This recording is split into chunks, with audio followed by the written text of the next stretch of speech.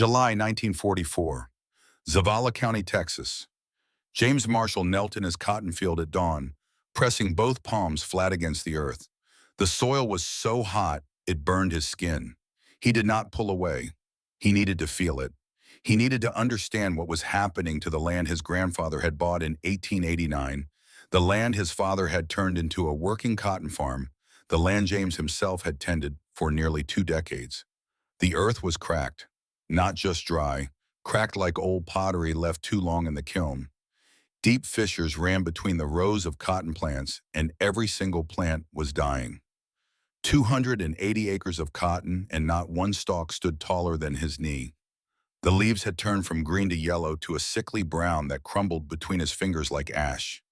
The roots, when he pulled a plant from the ground, came up clean and white and utterly alone. No dark soil clinging to them.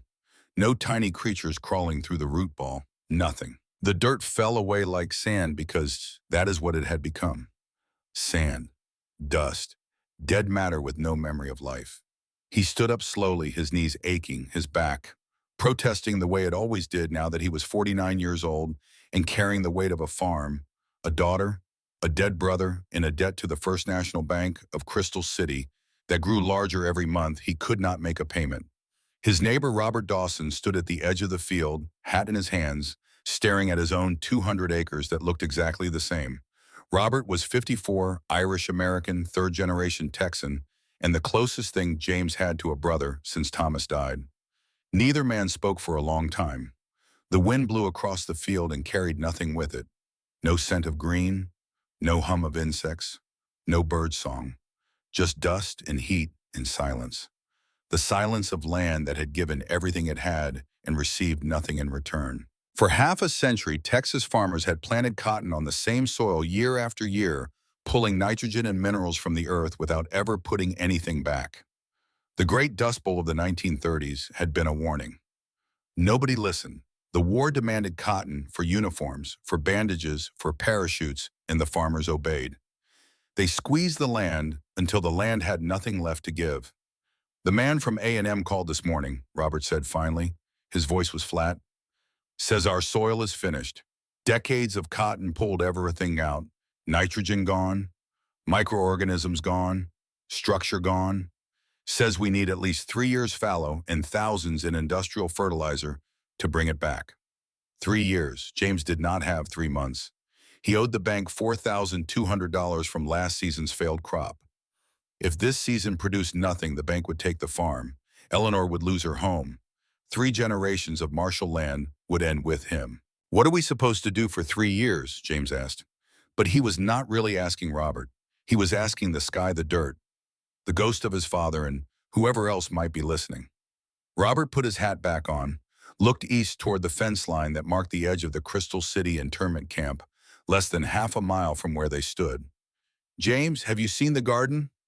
James had seen it. Every morning for the past 2 weeks, walking his dead field at dawn, he had looked east and seen it through the razor wire. A small plot of land, maybe 20 by 30 feet just inside the camp perimeter. And on that plot, in the middle of the same dead Texas earth that was killing his cotton, someone was growing tomatoes, beans, peppers, lettuce. Green living things rising from soil that every expert said could not support life. The person tending that garden was a woman, Japanese.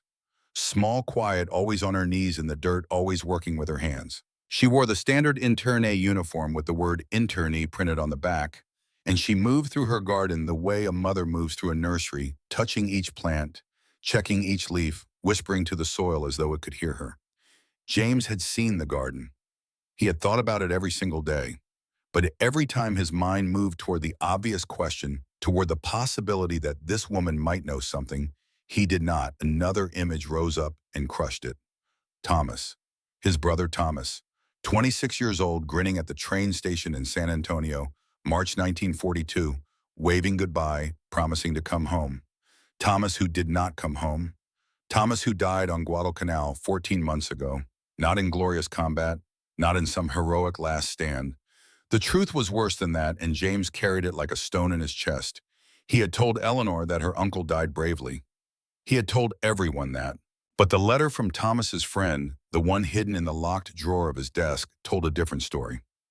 Thomas had died of malaria in a field hospital abandoned when his commanding officer ordered a retreat and left the wounded behind. Thomas had called James's name in his delirium until he stopped calling anything at all. He died alone on a cot in the rain on an island 12,000 miles from the cotton fields of Texas. And James had taken that grief and that rage and aimed it at an entire people. Because aiming it at a commanding officer he would never meet was not enough. Because grief needs a target, and the Japanese were right there 1/2 mile away behind a fence, easy to hate and impossible to forgive. So yes, he had seen the garden. And no, he would not ask a Japanese woman for help.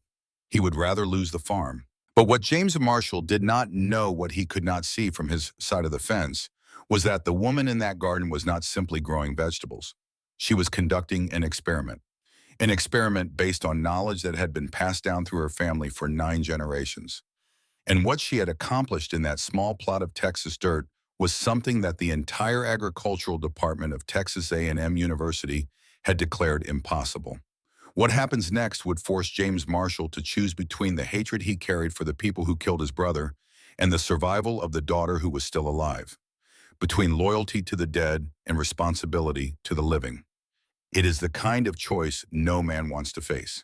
And the answer, when it came, would not come from any American university or any government agency or any modern science. It would come from a woman on the other side of a razor wire fence, kneeling in the dirt with 9 generations of wisdom in her hands. If stories about quiet courage like this matter to you, subscribe to this channel right now, because the story you are about to hear will change the way you think about enemies, about knowledge, and about the soil beneath your feet. To understand how James Marshall and the woman in the garden ended up changing each other's lives, and how 2 dying Texas farms were saved by a secret that crossed an ocean, we need to go back.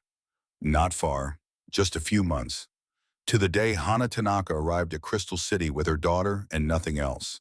Crystal City internment camp sat in the flat, scorched landscape of South Texas, about 110 miles southwest of San Antonio. In February 1942, 2 months after the Japanese attack on Pearl Harbor, President Roosevelt had signed Executive Order 9066. More than 120,000 people of Japanese descent, including American citizens born on American soil, were forced from their homes, stripped of their businesses, removed from their farms, and confined in internment camps scattered across the western states. Crystal City was one of the largest.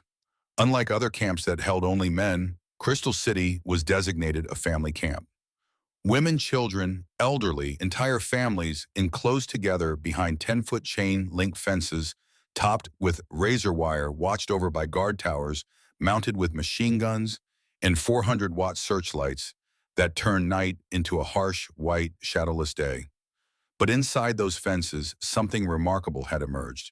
The internees had built a small world, a Japanese school and a German school and an American school, because the camp held Germans too. A swimming pool dug and paved by the prisoners themselves. A Japanese grocery store and a German grocery store. Children played baseball in the dust. Women sewed clothes from catalog fabric. Men carved wooden toys and painted murals on mess hall walls. It was a prison that looked like a town, and it was a town that felt like a prison, and the people inside it lived in that contradiction every single day. Hana Tanaka arrived at Crystal City in March 1943. She was 36 years old, born in Niigata Prefecture, Japan, in a village where her family had farmed rice for 9 generations. She had come to California in 1935 with her husband Kenji, a skilled carpenter who built houses in San Jose. They had saved enough to open a small nursery selling plants and seedlings to local gardeners. They had a daughter, Yumi, born in 1936, an American citizen by birth. Then Pearl Harbor happened. Kenji was arrested by the FBI 3 days later. No charges, no trial, just 2 men in dark suits at the front door at 6 in the morning, and Kenji was gone. Sent first to a detention station in San Francisco, then to an internment camp in Santa Fe, New Mexico. Hana did not know when she would see him again. She did not know if she would see him again. 3 months later, Hana and Yumi were taken to Crystal City. They were allowed 2 suitcases. Everything else, the nursery, the house, the truck, the tools, the savings in the local bank. All of it was gone by the time they boarded the bus. Taken, sold, stolen, abandoned. 7 years of building a life in America erased in 72 hours. At Crystal City, Hana and Yumi were assigned a single room in a wooden barracks. One window, one light bulb, two cots, a shared bathroom down the hall. The summer heat was crushing. The camp administration acknowledged in their own reports that temperatures were excessive, sometimes reaching 104 degrees. The wind carried dust from the surrounding desert, and the dust found its way into everything. Into clothes, into food, into lungs, into dreams. But Hana did not spend her time grieving. She spent her time in the dirt. Within weeks of arriving, she had requested permission from the camp administration to use a small, unused plot of ground near the southern fence. Permission was granted. The administration encouraged gardening. It kept the internees busy and reduced food costs. Most internees grew small patches of familiar vegetables.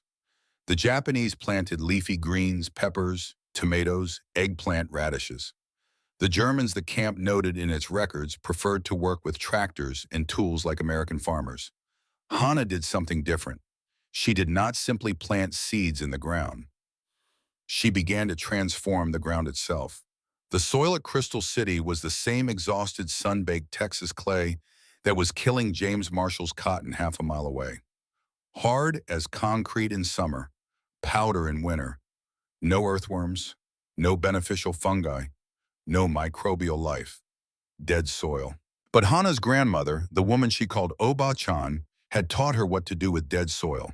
Not in a laboratory, not from a textbook, but in the rice paddies of Niigata, where generations of Tanaka women had practiced the art of tsuchizukuri, building the soil. Hana remembered those lessons the way a musician remembers scales, not with her mind, but with her hands. Oba-chan kneeling beside her in the mud, 7-year-old Hana watching every movement with wide eyes. "The soil is not a thing," Oba-chan had said, her voice low and patient. "The soil is alive. Millions of tiny creatures live inside of it. Bacteria, fungi, worms. They are the ones who feed the plants, not us. Our job is not to force the soil to work. Our job is to feed the soil so it works on its own." And then Oba-chan had shown her the method, the old method. The one that had no modern name, but that scientists decades later would recognize as fermented organic soil amendment, a technique rooted in centuries of Asian farming wisdom. After those lessons in the paddies, Oba-chan would take young Hana inside and prepare ochazuki. Hot rice in a ceramic bowl, green tea poured over it, the steam rising in thin threads. A few flakes of nori scattered on top.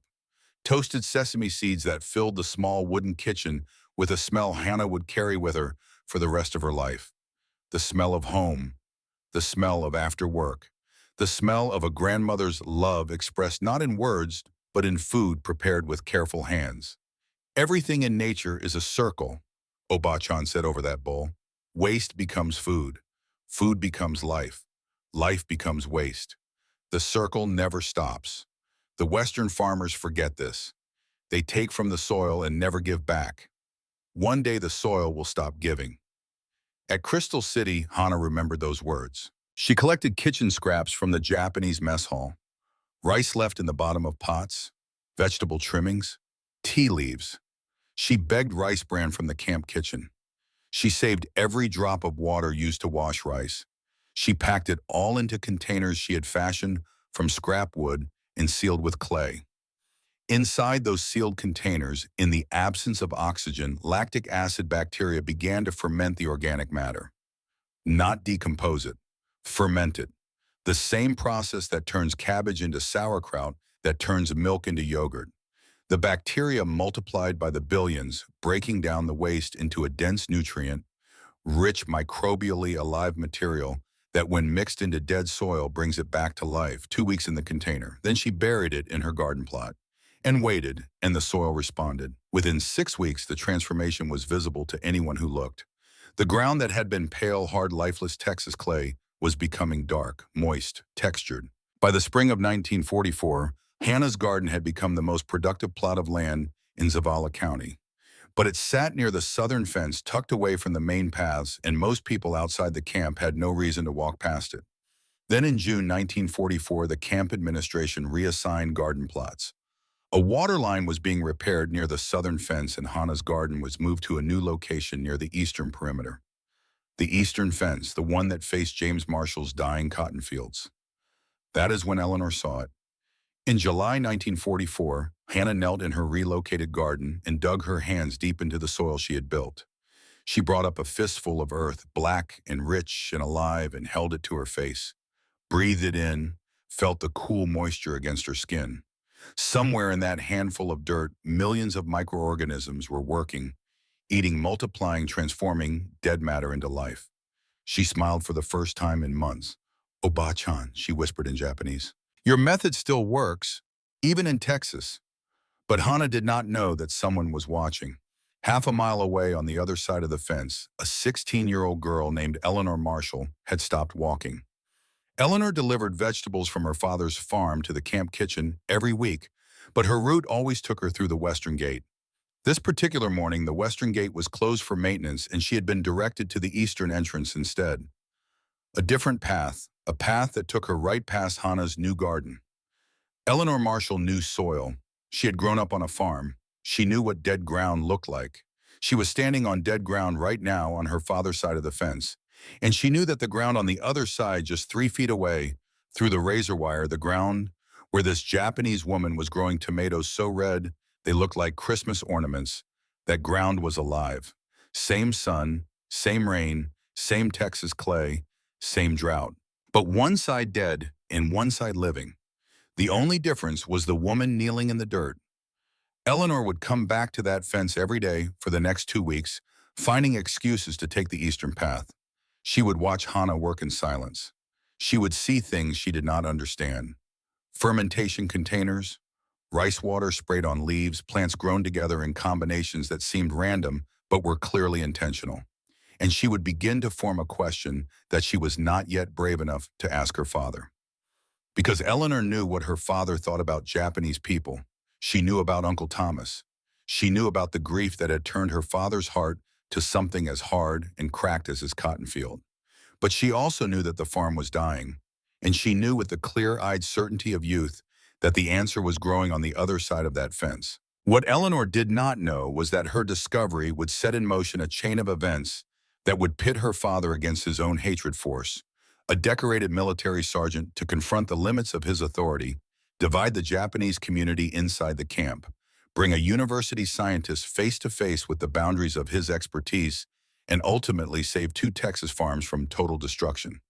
But before any of that could happen, something small had to cross the fence.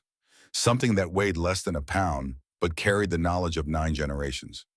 One afternoon, Hannah noticed Eleanor watching from the other side of the wire. Their eyes met. Neither spoke. Hannah looked at the girl's face and saw something she recognized. Not hostility, not fear, curiosity. The same curiosity Hannah herself had felt as a child watching Oba-chan transform dead soil into living earth. Hannah reached down, filled a small tin can with the dark, rich soil from her garden, and set it on the ground near the fence, close enough for someone on the other side to reach through and take it. Then she turned and went back to her work. She did not look back. That evening, the can was gone. And that night, Eleanor Marshall placed a tin can full of black, moist, living earth on the kitchen table in front of her father. "Daddy, I need you to look at this." James looked up from his plate, saw the can. "What is that soil from the garden inside the camp?" Eleanor pushed the can closer. "Daddy, feel it. It is alive. Our soil is dying, but this soil is alive." James reached out, touched the dark earth.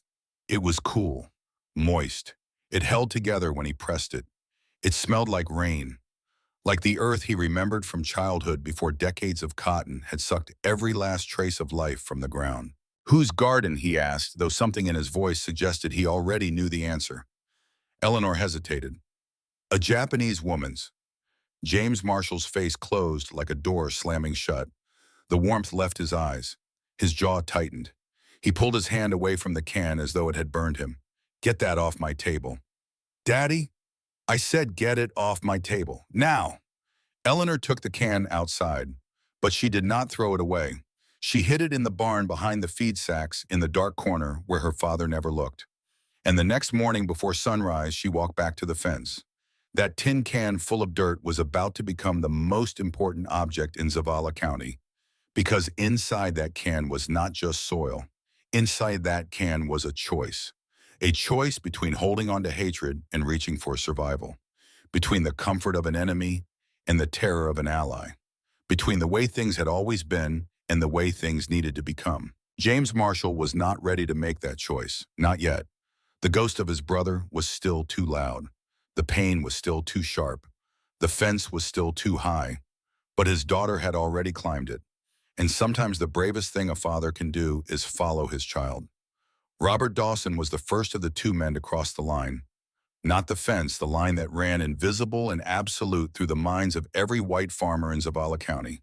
The line between us and them, between American and enemy, between pride and desperation.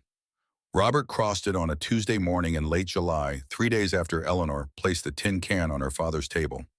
He drove his truck to the camp supply entrance, the same gate he used every month to deliver hay bales and fence posts, under contract with the camp administration.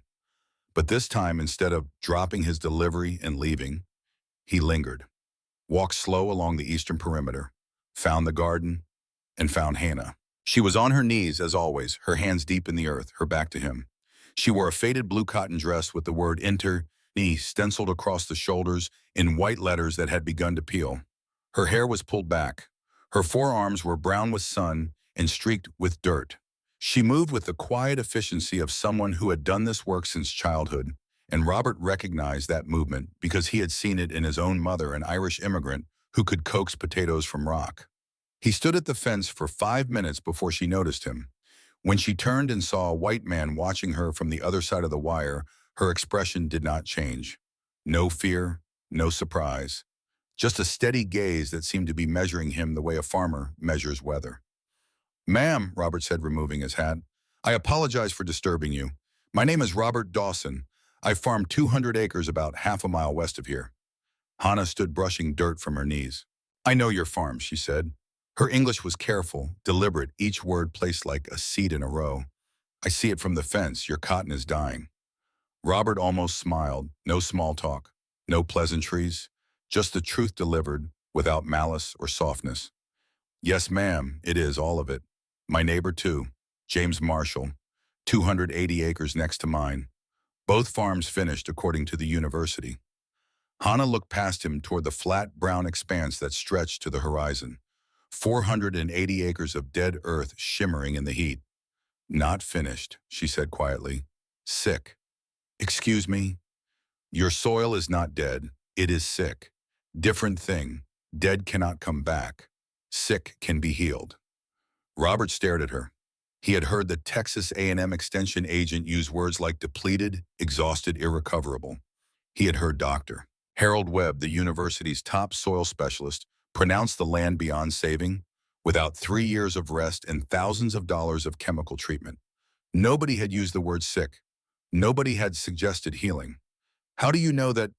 Hannah knelt near the fence and pushed her fingers into the soil on her side. She came up with a fistful of black earth, rich and dark and holding together. Then she pointed to the ground on Robert's side. Pale, cracked, powdery. "Same soil," she said. "Same sun, same rain, same earth underneath. Only difference is what I give back to it."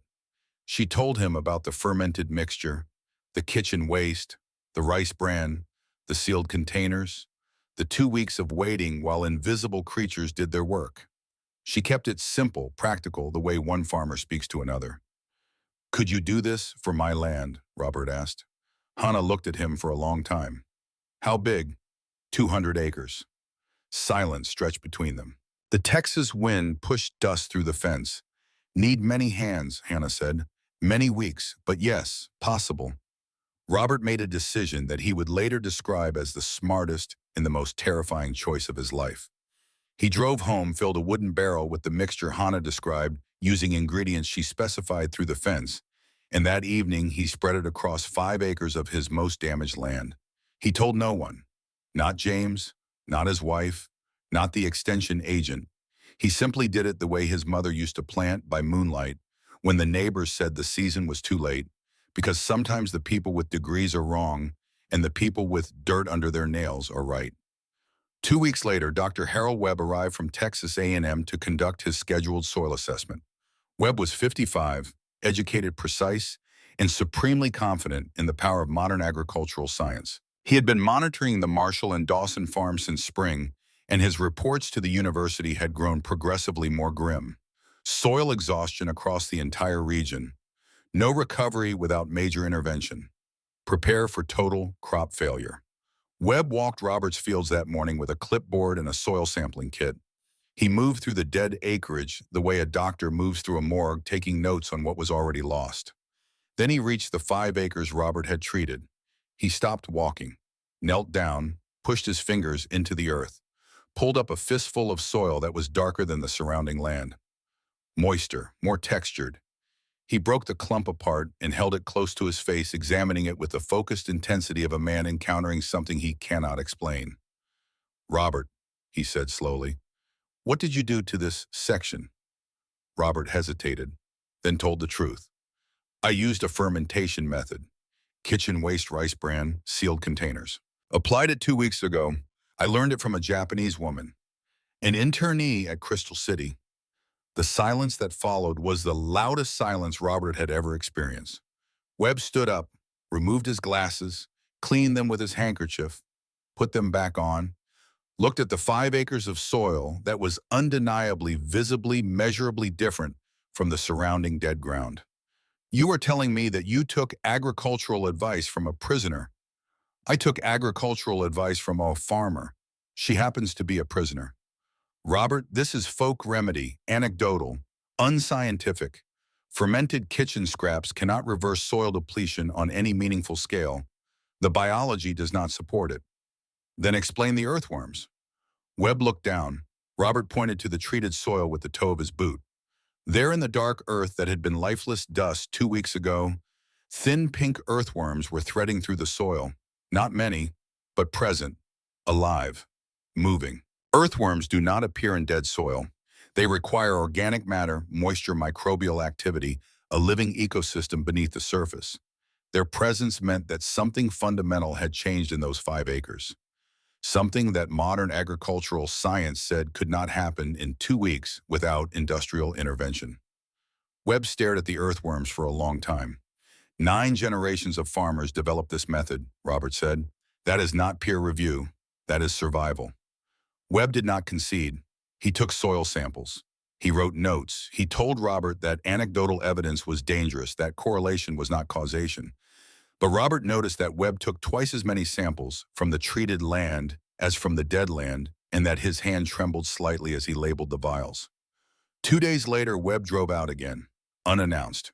He walked the 5 acres alone, kneeling every few feet, testing, probing, measuring. That evening, Robert's phone rang. "The microbial count in your treated soil is 4 times higher than the surrounding acreage," Webb said without greeting. "Nitrogen levels are up. Water retention has improved. I cannot explain it with current models." "Does that mean it is working?" A long pause. "It means I need to see the woman's garden for myself." But before Webb could visit the camp, before the method could be expanded, before the soil could be saved, Robert had to deal with the one person whose cooperation was essential and whose resistance was absolute: James Marshall. Robert drove to the Marshall farm on a Saturday evening. He found James on the front porch, staring at his dying fields with a glass of whiskey balanced on his knee. Eleanor was inside. The house smelled of cornbread and loneliness. Robert sat down without being invited, poured himself a glass from the bottle without asking. The 2 men had been sharing whiskey on this porch for 20 years, since the dust storm of 1938, when they had dug a shelter for their livestock together, choking on red dust, so thick they could not see their own hands. Robert had slipped into a drainage ditch, and James had hauled him out, dislocating his own shoulder in the process. Afterward, lying in the dirt, coughing, covered in grime, Robert had said, "I owe you my life." And James had replied, "Pay me in whiskey." They had both laughed, and that laughter had sealed a bond that neither man had ever spoken about directly, because men in Texas do not discuss such things. They simply show up, every time, no matter what. "I need to tell you something," Robert said, "and you are not going to like it." He told James everything: the garden, Hannah, the 5 acres, the earthworms, Webb's reluctant confirmation. All of it. James listened in silence. His face did not move. The only sign that he was hearing any of it was the way his knuckles whitened around the whiskey glass. When Robert finished, James spoke. His voice was low and hard and carried the weight of 14 months of grief. You took advice from a Japanese woman after what they did to Thomas. The woman in that camp did not kill Thomas. She grows tomatoes. She has an 8-year-old daughter. She was a nursery owner in California before the government took everything she had and put her behind a fence. I do not care what she was. I care what her people did. Her people did not kill Thomas James. A war killed Thomas. A disease killed Thomas. A commanding officer who ordered a retreat and left the wounded behind killed Thomas. Not a woman growing vegetables in a prison camp in Texas. James stood up. The whiskey glass hit the porch railing and cracked but did not break. Get off my property. Robert stood too, slowly, put his hat on. Looked at his oldest friend with an expression that held no anger, only sadness. James, Thomas would want you to keep this farm. Thomas would want Eleanor to have a home. Those were his last words to you at the train station. Keep the farm for me. I will be home soon. He is not coming home, James, but the farm is still here. For now. He walked to his truck, opened the door, turned back. 5 acres, James. Earthworms in 2 weeks. The university man cannot explain it. I cannot explain it, but I can show it to you whenever you are ready. He drove away. James stood on the porch until the sun went down and the stars came out and the coyotes began their nightly conversation in the distance. He did not go inside. He did not eat. He stood there and fought a war inside his own chest, a war between the man who had promised his dying mother he would always protect this land, and the man who had promised his dead brother he would never forgive the enemy. The next morning, Robert came back. He did not knock, did not call out. He just stood on the porch with 2 cups of black coffee, one in each hand. James opened the door, saw him, saw the coffee. Neither man spoke. James took the cup. They stood together looking at the dead fields while the coffee steamed in the cool morning air. I still think you are wrong, Robert said after a while. But I am not leaving. James drank his coffee, nodded. That was all. No apology, no discussion. Just 2 men standing where they had always stood shoulder to shoulder, facing whatever came next. But it was not Robert who broke through the last wall of James Marshall's resistance. It was a tin can in a dark corner of a barn. That night, long after midnight, James walked to the barn. He found the can Eleanor had hidden behind the feed sacks. He pried off the lid. The soil inside was still dark, still moist, still carrying the faint scent of rain and earth and something alive. He brought the can to his face, breathed in, closed his eyes. And for the first time since the letter came about Thomas, for the first time in 14 months, James Marshall wept. Not for his brother, not for his farm, but for himself, for the man he had become, for the hardness that had grown around his heart, like calcium around a bone, protective and crippling at the same time. He did not know that Eleanor was watching from the barn door. He did not know that she had found the other letter, the one in the locked drawer, the one that told the truth about how Thomas really died. He did not know that his daughter had already begun to understand something that he was only now beginning to feel. That hatred is a fence, and fences keep out more than enemies. They keep out everything. James put the lid back on the can, wiped his face, walked to the house, went to bed, and the next morning before sunrise, he drove east, toward Crystal City, toward the fence, toward the woman in the garden. He stood at the wire for 20 minutes before Hannah noticed him. She was working as always, her hands in the earth, her back bent, her movements precise and unhurried. When she finally looked up and saw him standing there, a tall, weathered Texas farmer, with grief carved into every line of his face, she did not speak. She simply stood and waited. James opened his mouth, closed it, opened it again. For 5 minutes, nothing came out that could be called a sentence. He was a man who had built fences his entire life, real ones and invisible ones, and the act of speaking across one to a Japanese woman required the dismantling of something he had spent 14 months constructing. Finally, the words came, rough and graceless and true. My soil is dying. My friend says you know how to fix it. Hannah looked at him, looked at the dead fields behind him, looked back at his face. Your soil can be healed, Mr. Marshall, but it needs life put back into it. Not chemicals, life. She showed him rather than told him. Scooped up the dark earth from her garden, held it out so he could see the root systems of her tomato plants, thick with white threads of beneficial fungi. She pointed to the earthworms that moved through her soil like tiny engineers rebuilding a collapsed structure. She crumbled a fistful of her soil and a fistful of the dead soil from his side and held them next to each other. One dark and alive, one pale and dead. Same earth, different care. How long, James asked. Fermentation ready in 2 weeks. Soil begins to change in 1 month. Full recovery 3 months. Maybe 4. I need to harvest in 4 months. Then we start tomorrow. James nodded, turned to leave, and Hannah called after him. Mr. Marshall. He stopped, turned back. She was looking at him with an expression he had not expected. Not gratitude, not submission, not the look of a prisoner addressing her keeper. She was looking at him with the calm, level gaze of an equal. I know you hate Japanese people. I see it in your eyes. I help you not because you are kind to me. I help because soil has no nationality and because my daughter watches me. I want her to see that her mother chose to help even when the help was not deserved. The words hit James Marshall like a physical blow. He had been prepared for broken English and bowing and the deference he expected from a prisoner. He was not prepared for dignity. He was not prepared for a woman who named his hatred out loud, without anger, without accusation, and then chose to help him anyway. He stood there for a long time. Then he nodded once, turned, and walked back to his truck. That night, for the first time in years, James Marshall did not dream about Thomas dying in a field hospital on Guadalcanal. He dreamed about soil, dark, living, breathing soil. And in the dream, he was kneeling in it, and his hands were clean, and the earth was warm, and somewhere on the other side of a fence that no longer existed, a woman was singing in Japanese to her daughter, and the song sounded like rain. But James Marshall's decision to accept help from Hana Tanaka was only the beginning. Because accepting help quietly across a fence was one thing. What happened when Sergeant Wade Thornton found out was something else entirely. And what happened inside the Japanese community at Crystal City when Hannah's own people learned she was helping the Americans who had imprisoned them, that was something nobody expected.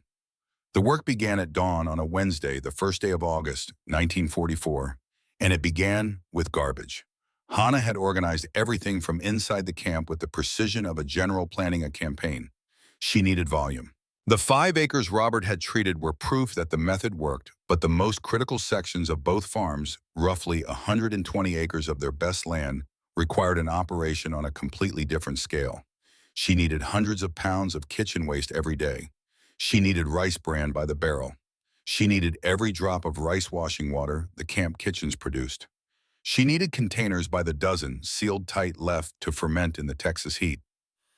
And she needed hands, many hands. The containers came first. Robert built them in his barn from scrap lumber and sealed them with pine tar.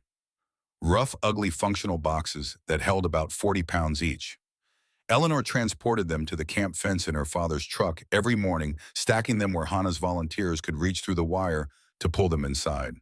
The kitchen waste came from both mess halls, Japanese and German. Hannah had approached the German section through a bilingual internee named Fritz, a former baker from Milwaukee who had been swept up in the same dragnet that caught the Japanese.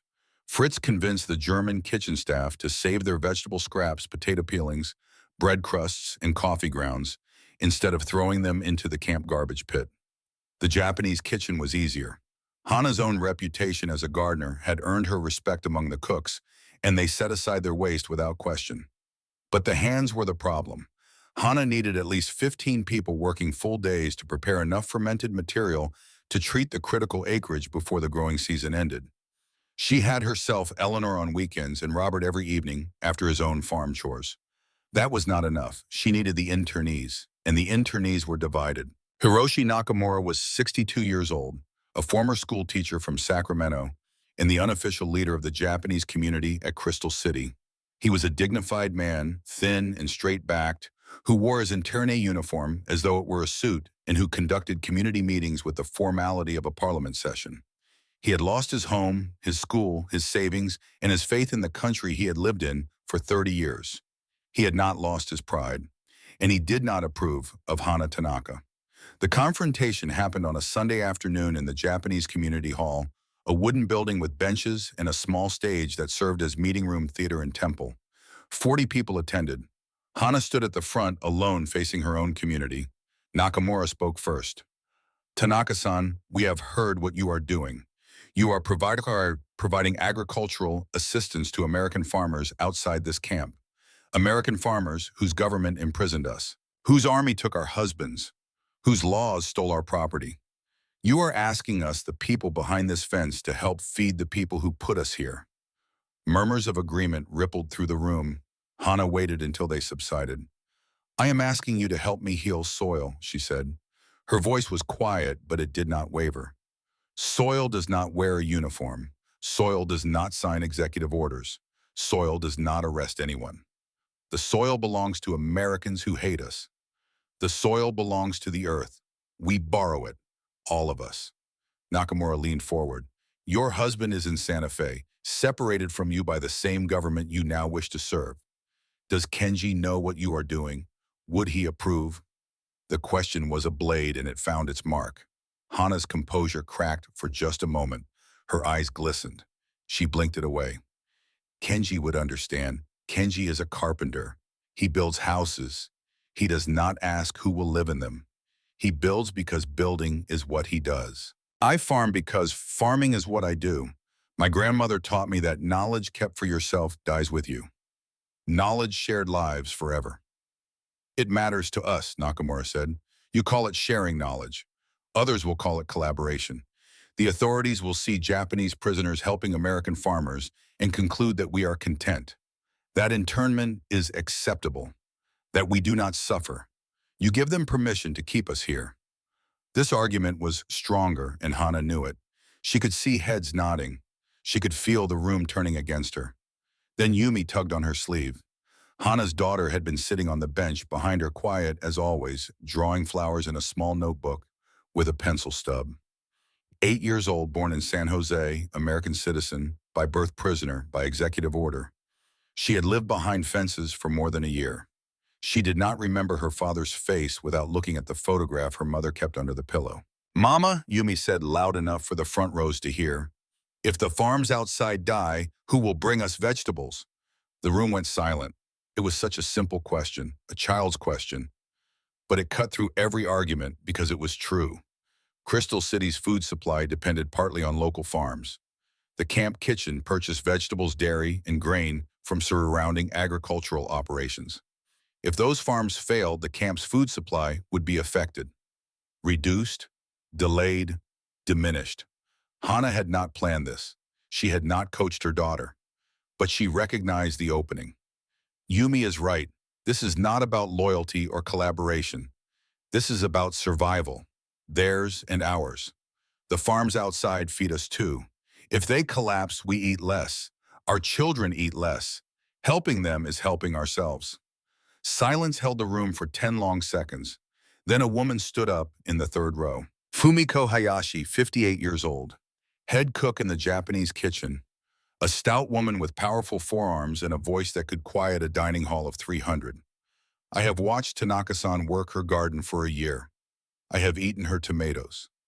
I have tasted what living soil can produce. If she says she can heal the land outside, I believe her. Anyone who wants to stand on principle can stand on principle. I will stand in the garden.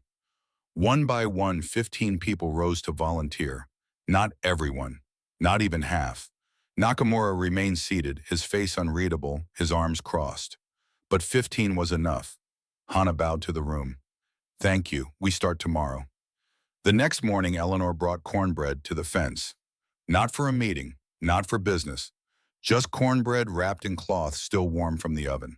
She handed it through the wire to Hana, who held it in both hands and breathed in the scent of baked corn and butter. Hana took a bite, chewed slowly. Her eyes softened with something that looked like recognition. This is like mochi, she said, but warm, and it tastes like sunshine. Eleanor laughed. My mama always said cornbread is sunshine in the kitchen.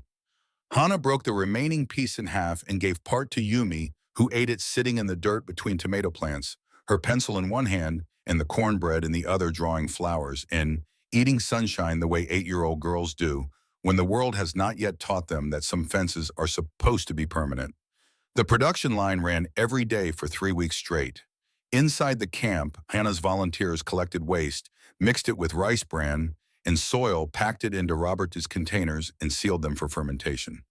Every 2 days, containers that had completed their cycle were brought to the eastern fence.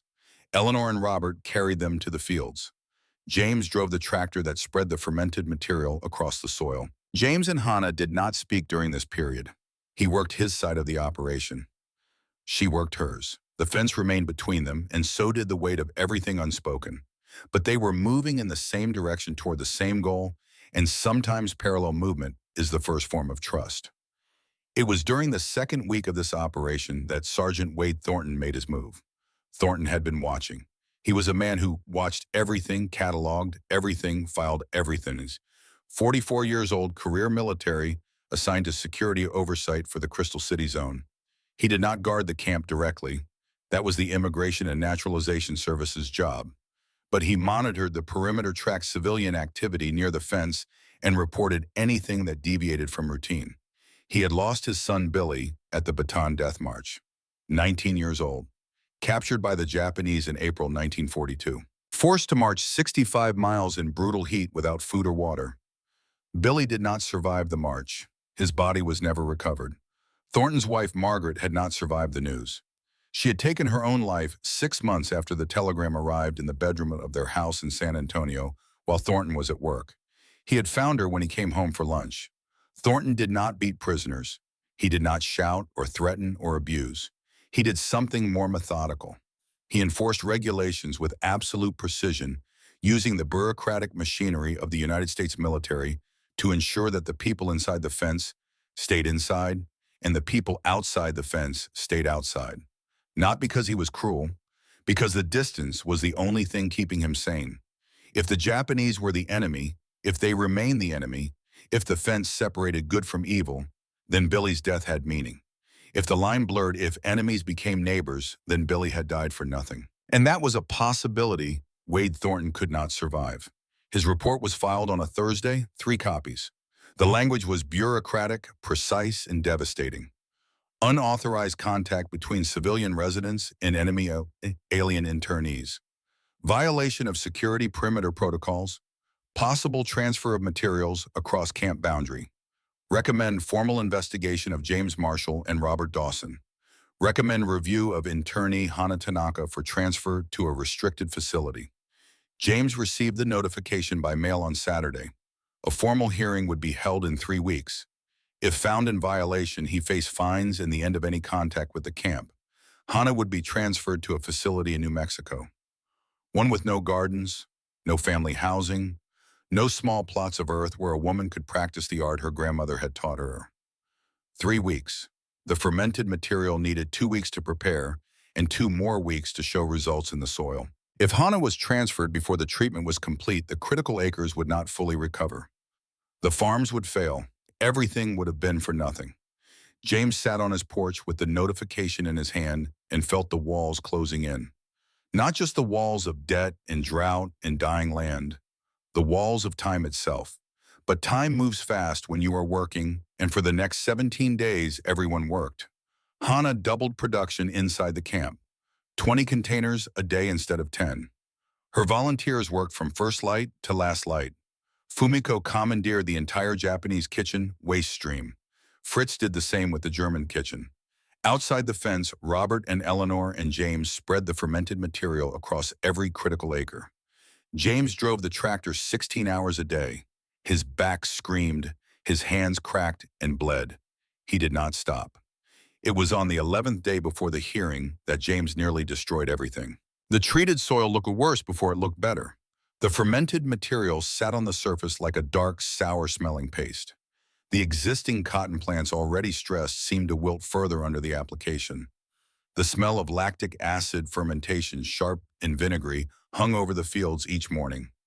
James woke at 2 in the morning, unable to sleep.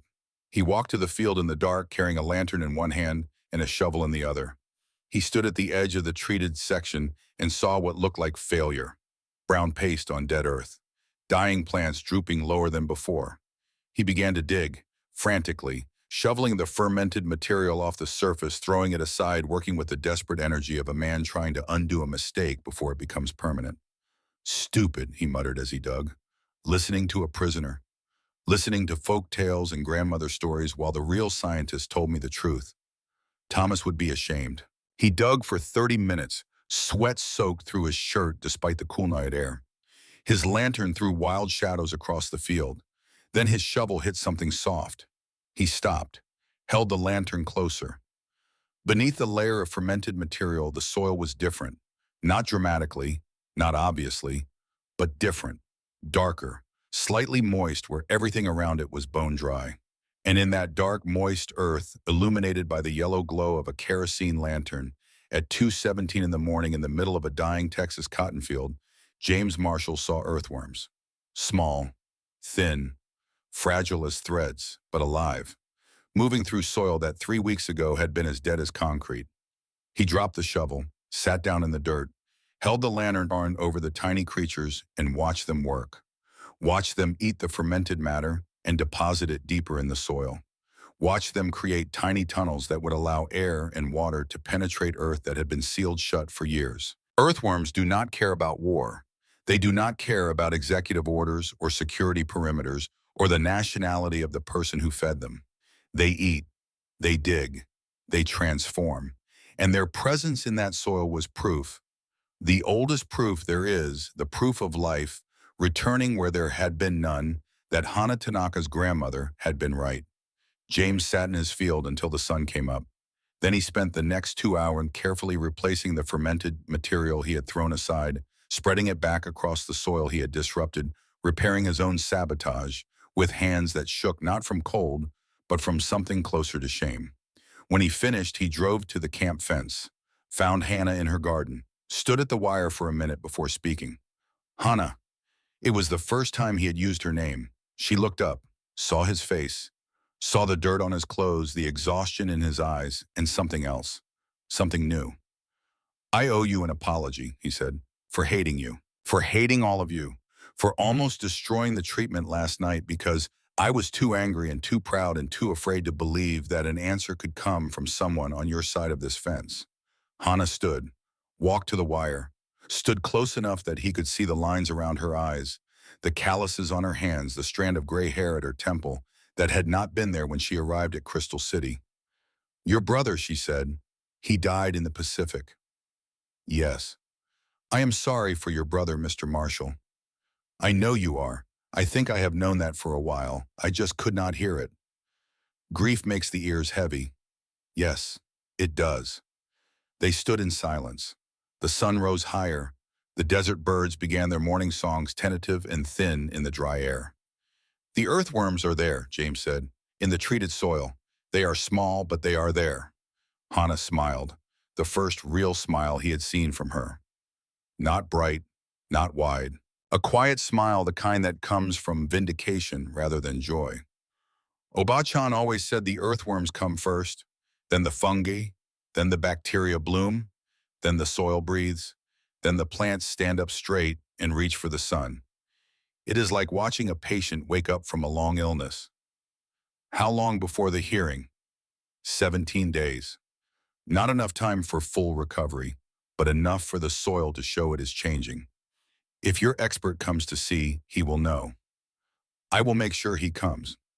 The hearing was held on a Tuesday morning in the administrative building of the Crystal City facility. A long table, 3 officials from the regional command, Dennis Walsh from the camp administration. Sergeant Thornton in his pressed uniform with his file folder centered precisely in front of him. James and Robert at one end, Hannah escorted by a guard at the other. Thornton presented his case first. Methodical, documented, every unauthorized visit logged, every transfer of material across the fence noted, every violation of protocol cataloged. He was not passionate, he was not angry, he was procedural, and procedure was his weapon, and he wielded it with the cold efficiency of a man who believed absolutely in the system he served. James stood when it was his turn. He had not prepared a speech. He was not a man of speeches. He was a man of soil and sweat and silence, and the words came out rough and unpolished and completely true. I violated the regulations. I know that. Robert violated them too. We did it because our farms were dying and this woman offered to help. She offered to help people who imprisoned her. She offered to help a man who hated her. She asked for nothing in return. Not money, not freedom, not even gratitude. He paused, looked at the panel. Before you make your decision, I am asking you to walk outside and look at the fields. The officials exchanged glances. Then they walked outside. Two fields stretched before them side by side, divided by a dirt road. On the left, untreated land, brown and dead, and cracked cotton plants bent and withered. On the right, treated land not recovered, not green, not healthy yet, but different. The soil darker, the plants less wilted, a faint promise of life where there had been none. Dr. Harold Webb was waiting beside the treated field. He had been invited by James, and he had come because the soil samples he had been analyzing for 2 weeks had produced results he could not ignore. I have been studying soil science for 30 years, Webb said to the panel. I told these men their land was finished. I told them nothing short of 3 years fallow and thousands in chemical fertilizer could restore it. I was wrong. He held up a folder. Microbial activity in the treated soil has increased 400% in 3 weeks. Earthworm populations have increased 12-fold. Natural nitrogen fixation has improved 180%. Water retention has improved 60%. I have never seen recovery at this rate outside of a controlled laboratory environment. He looked at Hannah. Mrs. Tanaka's method is not folklore. It is empirical agricultural science developed over 9 generations through observation testing and refinement. The fact that it was developed without university equipment does not make it less valid. It makes it more remarkable. The panel members looked at each other. 2 of them nodded. The momentum in the room had shifted. Thornton could feel it. Everyone could feel it. Eleanor stood next. She had not been scheduled to speak. Nobody had asked her to. But she was 16 and brave, and her uncle was dead, and her father was standing trial for accepting help from the wrong person, and she could not stay silent. My Uncle Thomas died on Guadalcanal. I know how he really died. I found the letter Daddy hid. James turned to her, stricken. She held his gaze. Uncle Thomas did not die a hero's death. He died of malaria alone, abandoned when his unit retreated. Daddy has carried that truth for 14 months, and it has been eating him alive. She turned to the panel. Thomas did not die because the Japanese are evil. Thomas died because war is evil. And if Thomas were alive today, he would tell Daddy to save the farm by any means necessary. He would tell him to listen to the woman who knows how to make dead soil live again. Because Thomas loved this land. And this land is alive right now because a woman behind a fence chose to share what she knew instead of keeping it to herself out of anger. The room was very still. Thornton stood. Everyone expected the final argument, the procedural hammer. But something had been shifting in Wade Thornton for days, a crack that had started the previous week when he came to the camp fence to document another transfer of materials and saw Hannah's daughter, Yumi, helping her mother carry containers. The girl was too small for the weight. She was struggling, but she was smiling, and she reminded him of Billy, same age Billy had been when he used to help Thornton paint the fence at their house in San Antonio.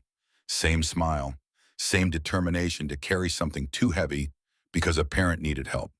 Now standing in the hearing room with the panel already leaning toward dismissal with the scientific evidence stacked against his complaint with a 16-year-old girl's words still hanging in the air. Thornton looked down at his hands.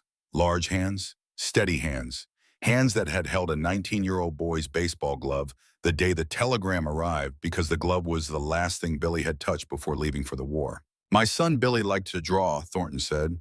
His voice was different now. Lower, rougher, as though the words were being pulled from somewhere deep. When he was 8 years old, he would sit on our porch in San Antonio and draw flowers. Bluebonnets, Indian paintbrush. He drew the fields the way they looked in spring when everything was green and alive. He paused. The officials waited. Last week I saw Mrs. Tanaka's daughter helping her mother at the fence. She was too small for the work, but she was smiling, and she reminded me of Billy. Another pause. Longer. Thornton looked at his file folder. Looked at it for a long time. Then he closed it. I am withdrawing my complaint. Nobody moved. The regulations exist to protect national security. I do not see a national security threat in a woman teaching a farmer how to grow food. I see a mother working with her daughter. I see neighbors helping neighbors. I see something Billy would have drawn if he were still alive to draw it. He picked up his file, stood, walked toward the door. As he passed Hannah, he stopped. "Your daughter draws flowers," he said, not looking at her. "My son used to draw flowers too." "I am sorry for your son, Sergeant." Thornton nodded once, walked out, did not come back. The hearing was dismissed, no charges filed, no transfer ordered. Hannah returned to her garden. James and Robert returned to their fields, and the soil continued to heal. October 1944. Harvest. The cotton was not perfect. The plants on the treated land were shorter than normal, their bolls smaller, their yield reduced by the months of stress before the treatment took effect. But they were alive. They had produced fiber. The cotton gins would accept them. James Marshall harvested his 280 acres at 75% of normal yield, enough to gross $3,600, enough to pay the bank. Enough to keep the farm. Eleanor would not lose her home. Robert Dawson harvested at 70%, $2,900, enough to cover his equipment debt with a small margin. Not prosperity, survival. And in 1944 in Zavala County, Texas, survival was enough. The harvest celebration was held on the Marshall farm on a cool October evening. James had requested special permission from the camp administration, and it had been granted. Hana Yumi and the 15 volunteers who had worked the production line were allowed to attend under escort. 2 tables were set end to end under the oak tree in the Marshall yard. On one end, Eleanor had prepared brisket, slow-smoked for 14 hours over mesquite with pinto beans coleslaw and cornbread golden as a summer field. On the other end, Hannah had prepared onigiri rice shaped into firm triangles and wrapped in nori alongside bowls of edamame and a pot of green tea. 2 cuisines on the same table, 2 cultures breaking bread on the same land, brisket smoke drifting into green tea steam, the smell of mesquite mixing with the faint tang of pickled ginger.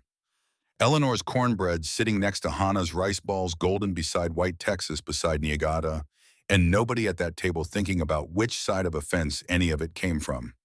James picked up an onigiri, held it awkwardly in his large calloused hands and looked at Hannah. She showed him. Both hands, lift to mouth, bite. He bit, chewed slowly, nodded. "Simple," he said. "Honest, good." Hannah picked up a piece of cornbread, bit into it. Her eyes softened. "Like sunshine," she said. "Tastes like sunshine." Eleanor, standing between them, smiled and said nothing. Some moments do not need words. They need only presence. James raised his glass of sweet tea. The yard fell quiet.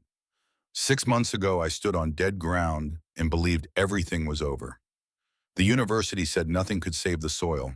Science said to give up. I had given up. On the land, on the future, on myself. He looked at Hannah. Then a woman on the other side of a razor wire fence put a tin can full of dirt where my daughter could find it. That dirt saved this farm, but it did more than that. His voice caught. He steadied it. It saved me from the man I was becoming, from the hate that was killing me slower than any drought. Hana Tanaka had every reason to stay silent. She was a prisoner. Her husband was taken from her. Her home was stolen. Her people were behind a fence because of what they looked like, not because of what they did. And she chose to help the man who would not even look at or hunt her. He raised his glass higher, to Hana and to Obachan, who knew the secret of the soil before any university thought to ask. Everyone drank. Hana stood, tears on her cheeks, and bowed. My grandmother said the soil remembers everything, good and bad. What you give to the soil gives back. She looked at James, at Eleanor, at Robert, at the fields stretching dark and alive into the twilight. Same with people. If this story has held you this far, if you want to know what happened to Hannah and James and Eleanor in the decades that followed, then do something for me right now. Subscribe to this channel, hit the like button, share this with someone who needs to hear it. Because what comes next, the part that spans 50 years and 2 continents and a letter from a president, is the part you will never forget. The war ended in August 1945. Crystal City began to close. Internees were released in waves, some returning to the West Coast to find their homes occupied by strangers and their businesses dissolved. More than 100,000 people of Japanese descent had to rebuild their lives from nothing. Houses confiscated, shops sold, farms seized by neighbors. It would take 43 years before the United States government acknowledged what it had done. Hana, Yumi, and Kenji, finally released from Santa Fe, stood outside the Crystal City Gate in September 1945 with 2 suitcases and $7. Kenji was thinner than Hana remembered. His carpenter's hands were rough from 3 years of enforced idleness. He held Yumi on his hip, and she held his face in both her small hands, studying the features she had almost forgotten. James Marshall was waiting at the gate with his truck. "The farm needs help," he said. "There is a room in the house. Stay as long as you want." The Tanaka family lived at the Marshall farm for 3 years. Kenji built a new barn, repaired the fences, constructed a proper fermentation shed for the soil treatment. James and Kenji worked side by side through 4 seasons, 2 men who should have been enemies, who never discussed the war, who communicated through labor and silence, and the occasional shared whiskey on the porch after the work was done. In 1948, Hana began teaching her method to other farmers in the region. Word spread through Zavala County, then through neighboring counties, then across South Texas. Farmers who had been losing their soil to decades of cotton monoculture came to the Marshall farm to learn from the Japanese woman who could make dead earth live again. In 1952, Dr. Harold Webb published a paper in the Journal of Agricultural Science titled Fermented Organic Amendment in Soil Microbial Recovery, Field Observations from South Texas. In the acknowledgments, he wrote a single line that would be quoted for decades. The author is indebted to Hana Tanaka, whose practical knowledge preserved what academic theory nearly dismissed. In 1955, Hana and Kenji purchased their own 40 acres adjacent to the Marshall property. It was the first land they had ever owned in America. Hana stood in the middle of the empty field on the day of purchase, knelt, pressed her hands into the soil, and wept. Kenji stood behind her, his hand on her shoulder, and did not ask why she was crying. He knew.